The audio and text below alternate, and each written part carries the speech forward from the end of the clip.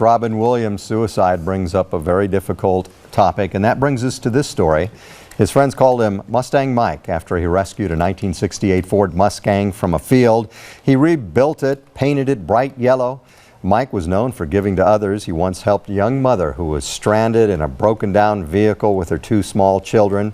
But Mike Emme took his own life in 1994, and in their grief, his parents created the Yellow Ribbon Suicide Prevention Program. For the past 10 years, the Yellow Ribbon Program has helped countless people who are thinking of taking their life. And his mother, Dar Emme, joins us in the studio this morning to talk about suicide prevention. Thank you so much for coming in. Thank you, Gary. So, we talk to you and other suicide prevention experts when something like this happens, when it's a big star or something's in the news.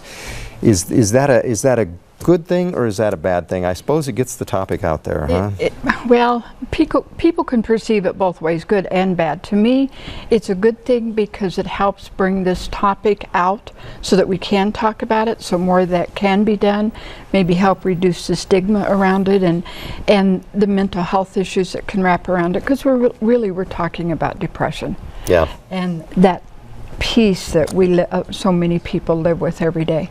You have gotten, I know, more than 50,000 emails and letters and calls from people contemplating suicide. I know you've helped save many, many lives. Talk a little bit about how you do that and what that means to you. Well, it means a lot to us because we realized that our lives changed when we lost our son.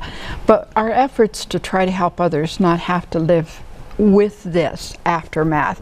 And what we do is we reach out to people, we help give them tools and education and support, because when you're talking about suicide and depression, depression is a part of our life and a part of our body. It's real. It's real in the body. It's real in the brain. And it's an illness, a disease, many people call it, until it just wears you down. So it really is important to have that support network around us, which many people have and don't realize it. So for yourselves, if you have somebody that you're worried about, it's okay to tell them that you care. It's okay to show that you support them. We don't all have the answers, and we don't all have to have the answers.